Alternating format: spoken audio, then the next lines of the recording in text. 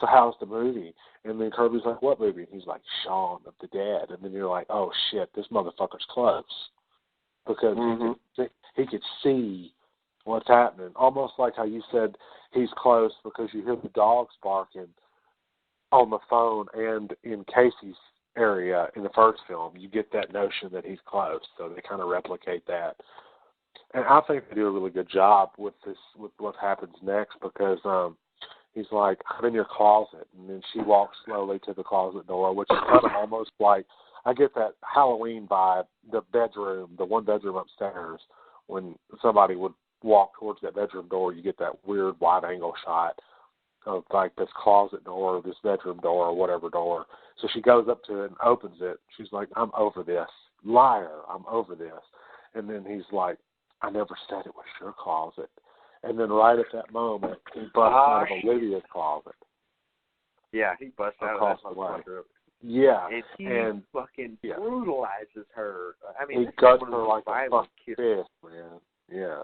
Dude, he, like, my God, I don't think he's killed anybody this bad, other than maybe in the first one with Casey, maybe. But this one, he's just violent. He's like Michael Myers, Curse of Michael Myers. You know what I'm talking about? Yeah, he's going to eat shit.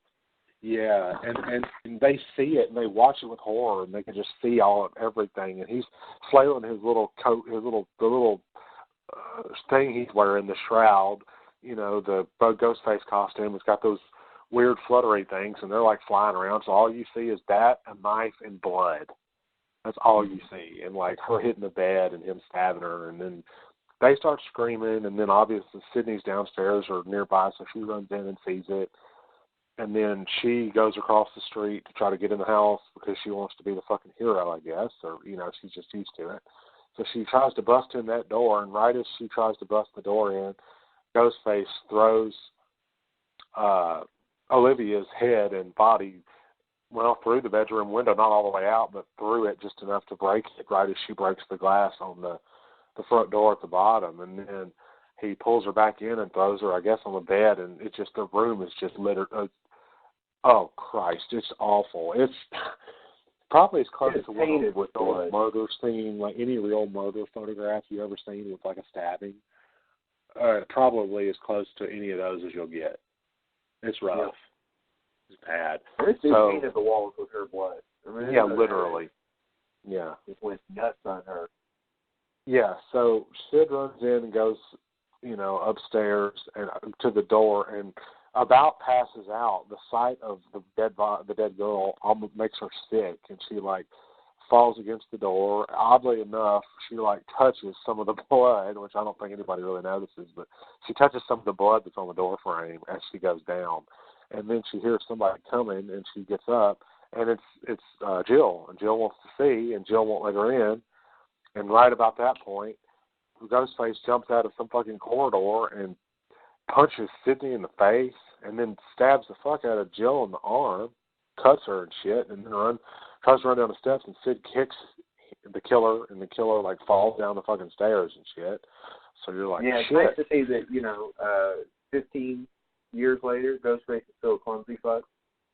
It is. It's very nice to see that. And then he scrambles out of the fucking house, and she tries to go, and then she's down at the bottom, and all of a sudden Perkins runs in and Hoss run in. You know, they run in, and Sydney says he went that way out the back door, so they go to look, and then there's nothing there. He's gone. Door's open.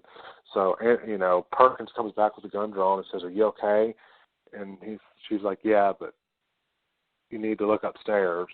So he pulls the gun out, you know, closer, like, to him.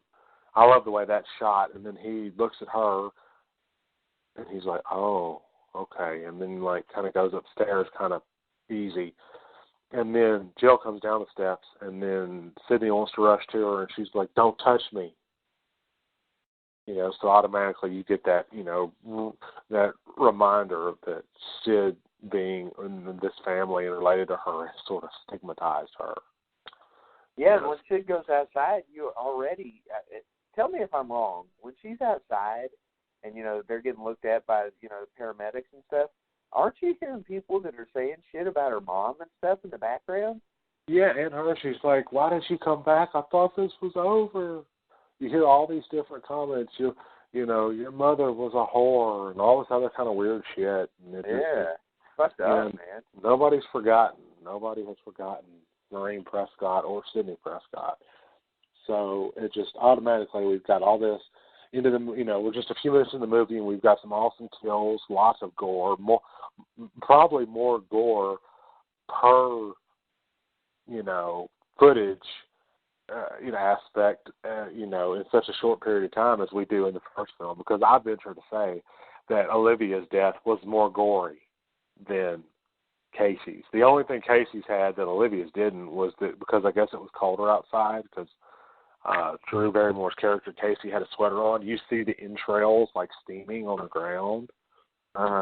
So that's like where that scene kind of one-ups it. But as far as blood content, Olivia's death has it beat by far. Oh, they just threw it all over the place. It was awesome. I don't think there's any blood left in her body, like the way that the way that I look at it. Agreed. Yeah. Yeah, it's fucking brutal. Her. It was great though.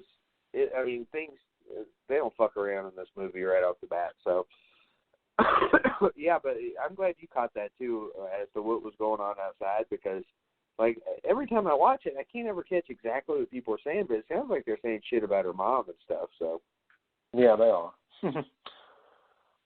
But yeah, it's already you've got more than you expected, because I think people, you see the third one, and then you see this one, and this one is clearly the superior film, as far as I'm concerned, so far anyway. As far as gore and blood and death content and character development and stuff like that, you're getting more and more character development and stuff. And then, and it's in fucking Woodsboro. Let's not forget. That's the most important thing here. It has not been in Woodsboro since the first one. Right. So you get the return to Woodsboro. No pun intended there. It just feels more dangerous being in a place like that. Small town, less cops, that type of thing, Yeah, true. And what better way to take a movie back than go back to where it started? I mean, the place. That was a brilliant idea. And I think, again, we owe Kevin Williamson a huge debt of gratitude, because he makes a return. This is his first return to the Scream films since Scream 2. He wrote some stuff for Scream 3, and what he wrote was scrapped, and Aaron Kruger took over. So I venture to maybe dare to venture to say that possibly the reason Scream 3 had such a bad reception as far as the movie itself was because a lot of Kevin's ideas were scrapped, and Aaron put his stamp on the series. Yeah. Not what's funny is they actually brought, it was different, They brought Aaron back to polish up the script a little bit on this one too.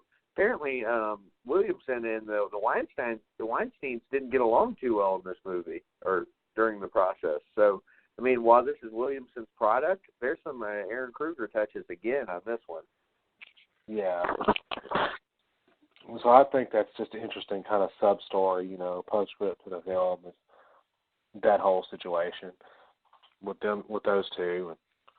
So so you definitely you get a return to the format of Scream, the original Scream, and so far this one's living up to the hype, as far as being better than the third one anyway.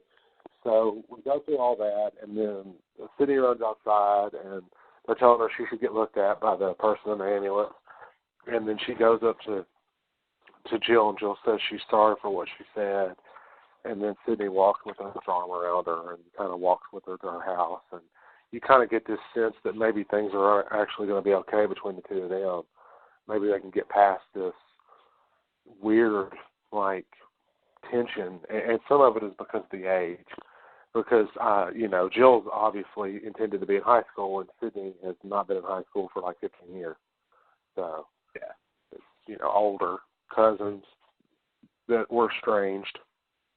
And, so you get that, and then by that point, it's just the whole town is on edge, and fucking Robbie and Charlie are eating it up, the two film buffs, which we'll get more into their characters and get introduced to them more in a little bit, but they're eating it up, and Gail kind of senses that, So Gail wants to try to figure out something to get, some material for a new book. She wants to do a new book. And what better way than what's going on around her? She figures she can capitalize on this, help solve it, and also make some money off of it. So, yeah, it's wild. And then it's a short time later, Sid has to go to the hospital, I guess, right after that attack with Ghostface, and her assistant meets with her at the hospital, and there is an exchange between the two of them. And it really shows the content of that assistant's character. I know that you're aware of what I'm about to talk about here. But so Sid comes out, and she's like, oh, this, that, I just got checked up on and all that. And then the first thing she hears out of her assistant's mouth is, Random House or whatever wants to sign you to a 3-book deal. You can name your price. This is awesome. This is so good. And then Sydney says, do you know, Rebecca, does it ever strike you at some point that maybe there's more to this than money? Maybe there's other things in life? She's like, look, you wrote a self-help book. You wrote this because you wanted to write it. You wanted to help some other people. But, this is a win-win. Look, you understand that you're the one thing that's keeping all these downtrodden fucks from jumping off of a bridge, and ending their life or killing themselves. And you're the one thing keeping them to hang on to life. And, you could write more books and continue to do that and save people and share your message and get paid to do it. She said it is a win-win. And by that point, Sid has realized what Rebecca really is, and she's like, I won't be needing your services anymore. And she's like, what? And Sid's like, you're fired. And then she walks off. Fired. Yeah. Fired. Yeah, that exchange is great. And then Rebecca's like,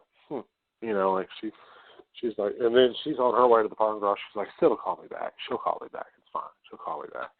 And you get a little bit of this prior when the police show up at the book station. She talks to Henry, whoever that is, maybe her boss on the phone, and she's like, wow, this is awesome.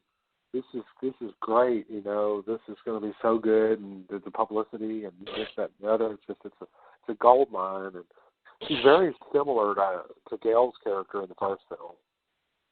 Oh, she is very much so. Yeah, she doesn't give a shit about anybody. And she's like, and so she tries to make conversation at some point before this with Gail, and Gail threatens to beat her ass. Yeah. She's like, testy. She's like, dug a hole here, trying to dig more out. So, how the effort's going? Are you thinking about trying to revitalize your tarnished brand? She said, I'm about to revitalize your face with my tarnished brand. And then Rebecca backs up. She's like, oh, God. And then fucking Gail walks off. She's like, I still got it. I'm like, yes, so much. I love that. I love that exchange between the two of them. So cut back to Rebecca, trying to get into the parking garage, and leave. And then she gets a phone call, and it's Ghostface. And he's like, Sidney Prescott, please. And she's like, well, I'm taking, Miss Prescott's phone calls and screening them and such. And she's in the hospital, but if you want to leave a message, I'll be happy to give it to her. And he's like, you are the message, And it's super cool, that whole thing. And then she tries to fucking get her car, get in her car, and she hits the car alarm thing, and it starts beeping. And it's like, Rebecca, doesn't sound to me like you're in the hospital. Sounds like you're in the parking garage. Yeah. He's so fucking like, but I'd be happy to put you there in the morning. He's so fucking, because at times he goes over the top with some of the shit he says, but it's so good because he's going for the reaction, so it makes sense. Absolutely. And that's a great interaction between the two of them. So she tries to get in the car, and the car won't start. She notices the hood is popped. Well, right as she notices that, all of a sudden this black pair of boots jump down on the hood, and then it's Ghostface looking in from the windshield to her. So she's like screaming for help, and all of a sudden there's another car speeding out of the garage, and then she turns back and he's not on the hood anymore.